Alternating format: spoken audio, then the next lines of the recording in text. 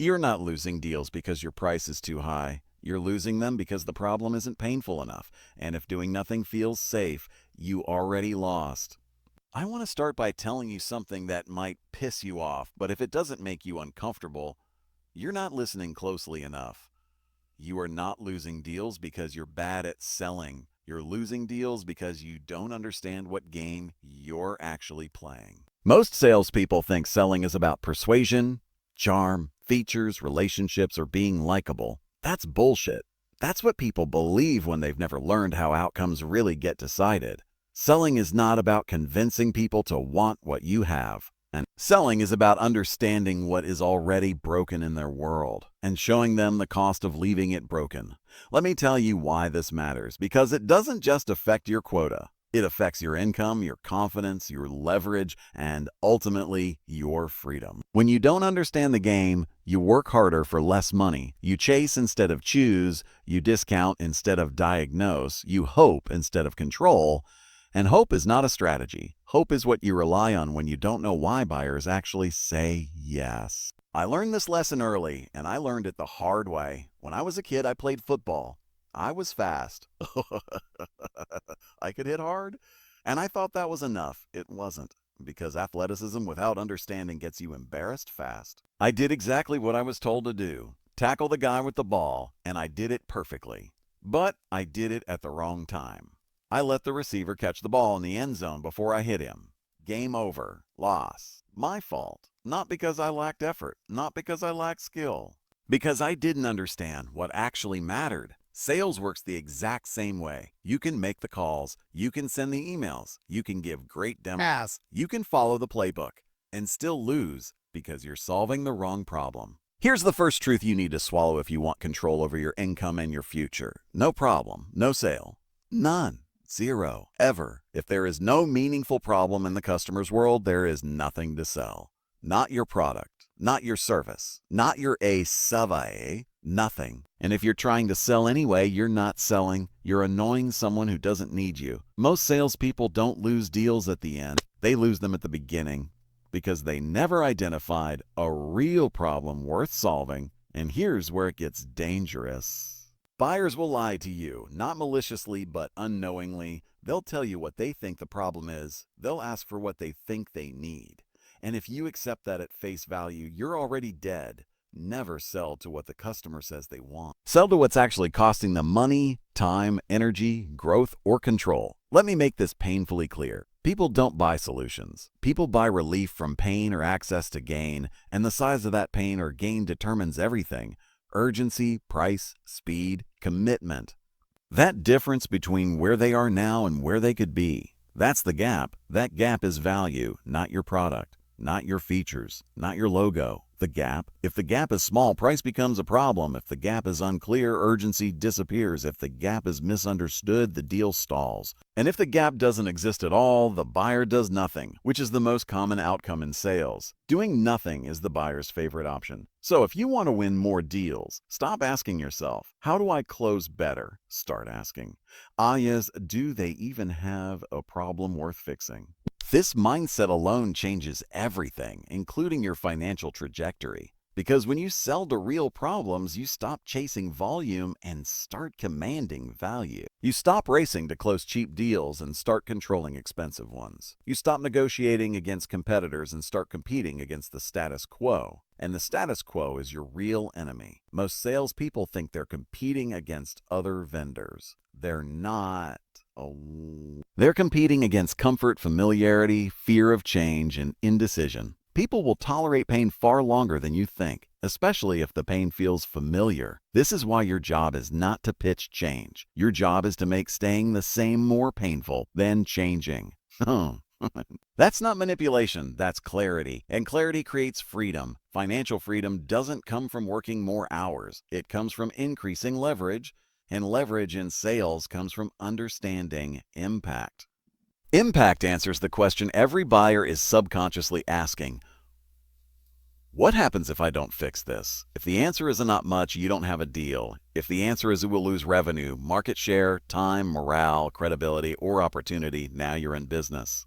Your income will always be proportional to the problems you solve, not the effort you put in, not the hours you work, not how busy you feel. Problems. Big problems pay big money. Small problems create small commissions and endless stress. This is why the best salespeople don't sell harder. They diagnose deeper. They ask uncomfortable questions. They challenge assumptions. They don't accept surface-level answers. They are not afraid to uncover pain, because pain already exists. They didn't create it. They just revealed it. And here's the paradox most people never understand. When you truly understand a buyer's problem, objections disappear. Price objections are not about price. Timing objections are not about timing.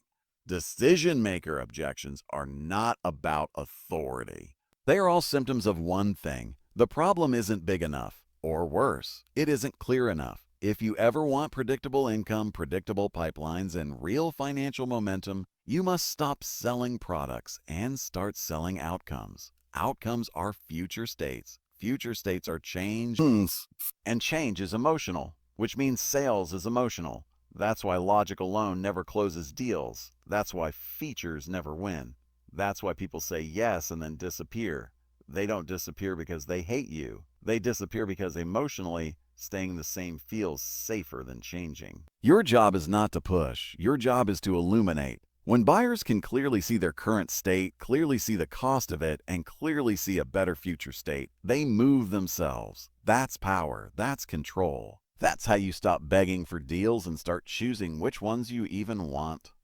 In the next part, I'm going to show you why all sales are about change, why buyers resist it even when they say they want it, and how understanding this single truth can double your close rate without working any harder. Let's talk about change, because this is where most salespeople completely lose control, and they don't even realize it. Every sale you will ever make requires one thing and one thing only: change, not consideration. Not interest, not approval, change. And humans hate change more than they hate pain. That sounds dramatic, but it's not. It's biology. Your buyer is wired to protect the current state, even if the current state is inefficient, even if it's expensive, even if it's slowly killing growth. The brain prefers known pain over unknown outcomes every single time. This is why customers say things like, "Hey, we're just looking," or "Send me some information," or "Call me next quarter." Those are not objections. Those are defense mechanisms. They are protecting the status quo. And here's the mistake salespeople make. They assume resistance means disinterest. It doesn't. Resistance means the problem hasn't been fully understood yet. Think about your own life. You don't change because someone shows you a better option. You change because staying the same becomes unacceptable. Because the cost crosses a threshold. Because the pain accumulates to the point where action feels safer than inaction. Buyers are no different. So if you ever find yourself frustrated that a prospect gets it but won't move forward, here's the hard truth. They don't get it enough. Not emotionally, not financially, not operationally. Understanding without consequence does not drive change. This is where the gap becomes everything. The gap is not theoretical. It's measurable. It's specific. It's personal. It answers questions like, what does this problem cost you every month? What happens if it's still here a year from now? Who feels the impact? What opportunities are being missed because of it? If you can't quantify or personalize the gap, the buyer will always default to doing nothing, and doing nothing is free. Let me say that again, because it's critical for your income. Doing nothing is free. No risk, no budget approval, no implementation, no change management. You are not competing against other vendors. You are competing against free. So if you want to win, your solution must be cheaper than doing nothing. And the only way to do that is to make the cost of inaction visible. This is why price objections are the laziest excuse in sales. Price is only an issue when value is unclear. If the gap costs them $500,000 a year and your solution costs $50,000, price is not the problem.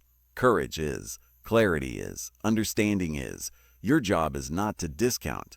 Your job is to connect the dots between today and tomorrow. This is also where financial freedom for you as a salesperson shows up in a very real way. Salespeople who sell features compete on price. Salespeople who sell problems compete on impact. Impact sellers don't get squeezed. They don't chase. They don't beg for approval. They don't live quarter to quarter in panic mode. Why? Because they sell problems big enough that buyers need to act. And when buyers need to act, timelines shrink, deals move, budgets appear. Here's a quote I live by, and I'll say it in my own words. Buyers don't buy when you want them to. They buy when the pain demands it. Your job is to uncover that pain honestly and professionally. Not exaggerate it, not manipulate it. Reveal it. Reveal it. Most salespeople never go deep enough because they're afraid. Afraid of being uncomfortable. Afraid of asking questions that feel confrontational. Afraid of hearing answers they don't know how to handle. But here's the irony. The deeper you go, the safer the deal becomes. Surface-level conversations feel friendly, but they are fragile. Deep conversations feel intense, but they are solid. Depth creates trust faster than likability ever will. Buyers trust people who understand their reality. Understanding reality requires curiosity and backbone. This is why discovery is not a checklist. It's a mindset. It's not about gathering information. It's about diagnosing cause and effect. What's broken? Why is it broken? How long has it been broken? What have they tried? Why didn't it work? Every one of these questions widens the gap. And the wider the gap, the more valuable your solution becomes without you changing a single feature or lowering your price. This is leverage. Leverage is how you get paid more without working more, and leverage is the foundation of financial freedom. Salespeople without leverage live in constant hustle. Salespeople with leverage live in control. They qualify harder. They walk away more often. They protect their time because they know their value. And here's the part nobody likes to hear. Sometimes the best sale you make is the one you don't make. And so if there is no real problem, no real gap, no real urgency, you should disqualify fast. Because deals without gaps drain your pipeline, destroy your confidence, and waste your life. Chasing bad deals costs more than losing them. Time is your most valuable asset, not commission, not quota, time. And every hour you spend chasing someone who doesn't have a problem is an hour you're not spending finding someone who does. This is why top performers don't just close more. They lose faster. They don't get emotionally attached to prospects. They get attached to process. They trust the math of problems. Big problems close. Small problems stall. No problems disappear. Simple. In the next part, I'm going to show you why buyers resist talking about problems, how to break through that resistance without sounding aggressive, and how to control the conversation without controlling the buyer. That's where most salespeople finally realize selling isn't about pressure, it's about leadership. Now let's address the moment where most salespeople lose their spine. The moment when the buyer pushes back. The moment when the buyer crosses their arms, leans back, and says something like, "We're not really having a problem," or "It's not that big of a deal," or my personal favorite, "We're doing okay for now." That sentence, "for now," is the most dangerous phrase in sales. Because a "for now" is where deals go to die. Buyers don't avoid talking about problems because they don't have them. They avoid talking about problems because problems threaten identity. Problems imply responsibility. Problems imply change, and change implies risk. So when a buyer resists, don't mistake that for rejection. That resistance is a signal. It's a signal that you've touched something real. Here's where most salespeople screw it up. They retreat. They soften. They start pitching features to relieve tension. They try to be liked again. And the moment they do that, they give up control of the conversation. Control doesn't mean dominance. Control means direction. If you lose direction, you lose the deal. The reason buyers resist problem-centric conversations is because those conversations force them to confront consequences they've been avoiding. Your job is not to protect them from that discomfort. Your job is to guide them through it safely. That's leadership. And leadership in sales is what separates amateurs from professionals. Here's the rule: never argue with a buyer's reality. Explore it. If a buyer says, "We don't have that problem," and you respond with, "Yes, you do," you've lost. You're now adversarial. You've made it about winning instead of understanding. But if you respond with curiosity, real curiosity, everything changes. You say things like, "Help me understand how you're avoiding that issue," or "What happens if that process breaks under scale?" Or "What would make this a problem worth solving?" Those questions do two things simultaneously.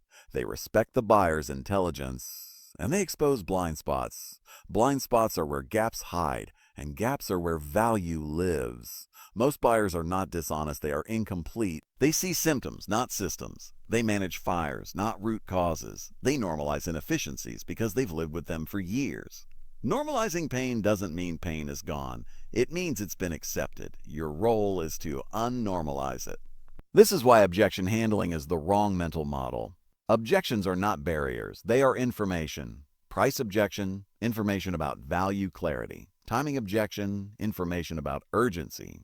Authority objection, information about alignment. If you treat objections like enemies, you fight them. If you treat them like signals, you use them. This is where the gap either widens or collapses. Salespeople who fight objections shrink the gap. Salespeople who explore objections expand it, and expansion is what creates momentum. Here's something most people don't want to hear. Buyers don't want to be sold, but they desperately want to be understood. Understanding is what creates safety. Safety is what allows change. Fear triggers delay. Delay kills deals. Safety comes from clarity. Clarity about the problem. Clarity about the cost of inaction. Clarity about the future state. When those three are clear, closing feels inevitable. The buyer stops asking, should we do this? They start asking, how fast can we do this? That's the shift you're aiming for. Now here's where salespeople sabotage themselves. They rush. They feel the deal slipping, so they speed up. They push timelines. They start talking more. They start justifying price. They start selling harder. And every one of those behaviors tells the buyer the same thing. They're not chasing a signature. They're guiding a decision.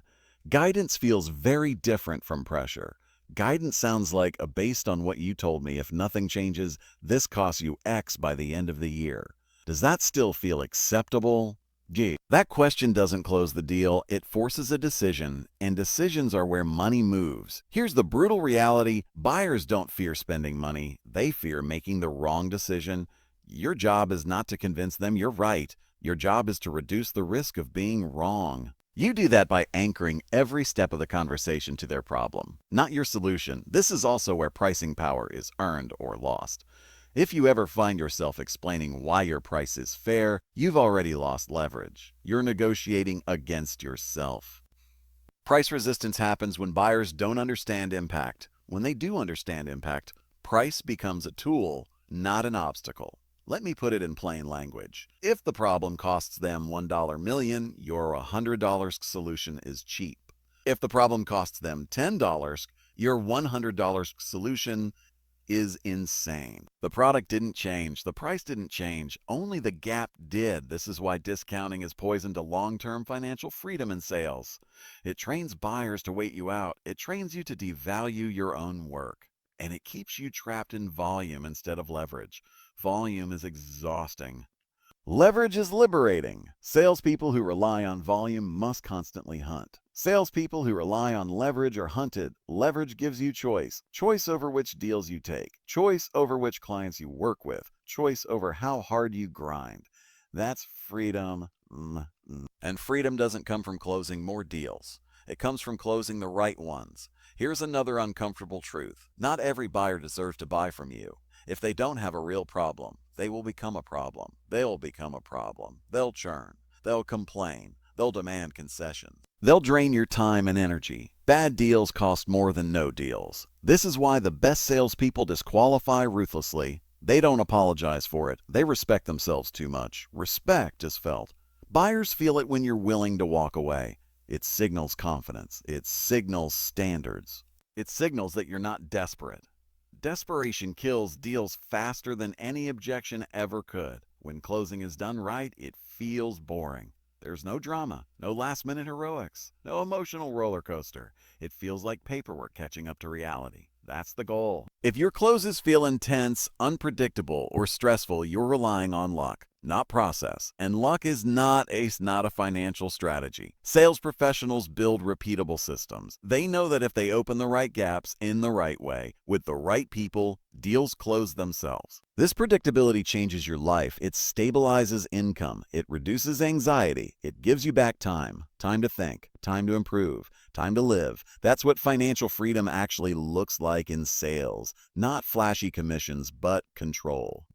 Control over outcomes. control over effort, control over direction. In the next part, I'm going to show you why relationships don't close deals, why being liked is overrated, and how to build trust without becoming passive or agreeable. This is where most people finally realize sales is not about friendship. It's about respect. Let's finally dismantle one of the most dangerous myths in sales. Relationships do not close deals. I know that statement makes people uncomfortable. It should. Because for decades, salespeople have been taught that being liked is the path to success. That friendliness equals trust. That rapport equals revenue. It doesn't. If relationships close deals, you'd buy from your friends every time. You don't. You buy from the people who help you make the right decision, even when it's uncomfortable. Friendship is optional. Respect is not. Buyers don't need another buddy. They need clarity. They need perspective. They need someone willing to tell them the truth when it's inconvenient. The reason so many salespeople hide behind your relationship selling is because it feels safe. It avoids confrontation. It avoids tension. It avoids accountability. But safety for the salesperson creates risk for the buyer. And buyers can feel that. Real trust is not built by agreement. It's built by competence and courage. Courage to challenge assumptions. Courage to say, this won't work. Courage to walk away. That courage signals something powerful. Confidence in your process. Confidence creates authority. Authority creates trust. Trust moves deals. When salespeople focus on being liked, they compromise their role. They soften questions. They avoid pushing back. They accept vague answers. They prioritize comfort over truth. And in doing so, they lose control. Control doesn't mean dominance. It means credibility. Credibility comes from being willing to put the buyer's outcome above your commission. Ironically, that's what increases your commission. Buyers are incredibly perceptive. They know when you're invested in the sale more than the outcome. And the moment they sense that, they start protecting themselves. They slow down. They ask for discounts. They involve more people. They ghost. Not because you did something wrong, but because you lost authority. Authority is fragile. It's built slowly and lost instantly. You build it every time you demonstrate understanding. You lose it every time you appease instead of lead. This is why the best salespeople are calm under pressure. They don't rush to please. They don't over-explain. They don't chase approval. They ask direct questions and sit with the answers. Silence is not awkward when you're confident. It's powerful. Silence forces buyers to think. Thinking forces ownership. Ownership forces decisions. This is also why objection-heavy deals are often relationship-heavy deals. When buyers feel too comfortable, they push boundaries. They negotiate harder. They delay longer. They treat the salesperson as optional. But when buyers respect your expertise, they engage differently. They prepare. They respond. They decide. Respect shortens sales cycles. Respect stabilizes income. Respect creates leverage, and leverage is the foundation of financial freedom. Salespeople who build leverage don't live in fear of pipeline gaps. They don't panic at quarter end. They don't sacrifice margin for momentum. They trust their process. They know that if they lead correctly, the right buyers will follow, and the wrong ones will self-select out. Self-selection is powerful. It means you stop convincing and start qualifying. And qualification is where your life changes. When you qualify hard, you protect your energy. When you protect your energy, you protect your focus. When you protect your focus, you improve execution. Execution compounds. This is why top performers look calm while everyone else is frantic. They're not smarter. They're not lucky. They're disciplined. They don't chase validation. They don't confuse activity with progress. They don't confuse friendliness with trust. They understand that their job is to diagnose, not persuade. Diagnosis requires detachment. Detachment doesn't mean indifference. It means professionalism. Professionals don't need every deal. They need the right deals. And right deals don't need pressure. They move because they make sense. Here's a truth that reshapes careers when people finally accept it. The buyer should feel more tension about their problem than about your price. If the tension is reversed, you've failed to lead. Leadership in sales is not about control. It's about clarity and conviction. Conviction is contagious. When you believe deeply in the impact of solving the problem, not in your product, but in the outcome. Buyers feel that certainty. Certainty calms fear. Fear is the only real competitor you ever face. Not other vendors, not procurement, not timing. Fear, and fear only wins when clarity is absent. This is why the best salespeople don't rely on charisma. They rely on structure. They don't improvise their value. They define it. Defined value is repeatable. Repeatability is scalability, is freedom. Freedom to earn without exhaustion. Freedom to say no without panic. Freedom to build wealth instead of chasing checks. That's what most people really want. Not more sales, but more control. Control over time, yes, over time. Control over income. Control over direction. And control comes from authority earned through leadership. In the final part, I'm going to bring this all together. How to think long-term as a seller. How to build a career that compounds instead of burns out. And how gap selling isn't just a sales method, but a mindset for wealth, autonomy, and leverage. Let's bring this home, because if you've been listening closely, you should realize by now that this was never just about selling. It was about control. Control over outcomes, control over income, control over your future. Most people enter sales because they want freedom from fixed salaries, freedom from ceilings, freedom from someone else deciding their worth. But what they don't realize is that sales only gives freedom to those who earn leverage. Everyone else just gets stress with upside. The difference between those two paths is not talent. It's not personality. It's not luck. It's mindset. Gap selling is not a technique you turn on during discovery calls. It's a way of thinking about value, time, and responsibility. It's the understanding that your job is not to move product, it's to move people from a painful present to a better future. And movement only happens when the pain of staying the same outweighs the fear of change. Once you understand that, everything simplifies. You stop chasing leads that don't matter. You stop forcing conversations that go nowhere. You stop obsessing over closes and start obsessing over clarity. Clarity creates momentum. Momentum creates predictability. Predictability creates freedom. This is why the best sales careers are built slowly at first and then accelerate. Because leverage compounds, skill compounds, confidence compounds, and compounding is the real secret to wealth, not just in finance, but in life. Most salespeople burn out because they live transaction to transaction, quarter to quarter, deal to deal. They never build systems. They never refine process. They never step back and ask whether their effort is actually producing leverage. They're busy, but they're not progressing. Progress requires reflection. Reflection requires margin. Margin is created by saying no to bad deals. Every time you say yes to a deal without a real gap, you steal time from your future self. You lock yourself into churn, discounts, frustration, and volatility. Volatility is the enemy of financial freedom. Stability doesn't come from comfort, it comes from competence. Competence is knowing that if the market shifts, if your territory changes, if your product evolves, your income doesn't disappear. Because your value is not tied to a thing. It's tied to an ability. The ability to diagnose problems. The ability to lead conversations. The ability to create clarity under uncertainty. Those skills are portable, durable, recession-proof. That's wealth. Real wealth is not just money in the bank. It's optionality. It's the ability to walk away. It's knowing you can recreate success because you understand cause and effect. Salespeople who master gap selling stop fearing no's. They stop fearing objections. They stop fearing rejection. Because rejection only exists when you're chasing approval. When you're leading, rejection is just data. Data tells you where to focus. Data tells you who to avoid. Data tells you where the real opportunities live. This mindset turns sales from emotional chaos into a professional discipline. And discipline is what frees you. Freedom doesn't mean easy. It means intentional about who you sell to, intentional about how you spend time, intentional about what you tolerate. Tolerance is expensive.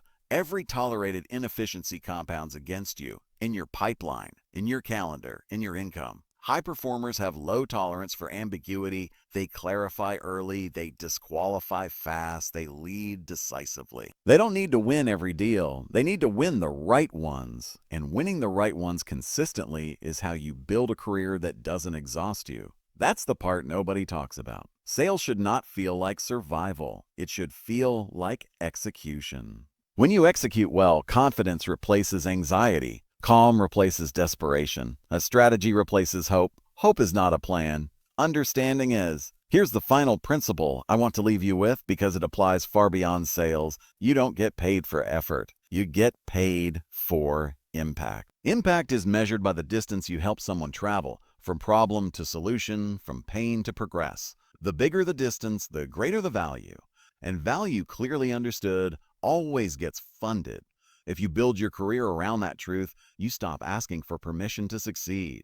You stop waiting for perfect conditions. You stop blaming the market, the product, or the buyer. You take ownership. Ownership is uncomfortable at first, but it's the only place where freedom lives. Because once you own outcomes, you own your future. You don't need tricks. You don't need scripts. You don't need scripts. You don't need gimmicks. You need clarity, courage, and consistency. Do that long enough and something powerful happens. Sales stops being what you do and becomes what you control. And when you control value, you control income. That's the gap that matters most. And once you learn how to close it, nothing stays the same again.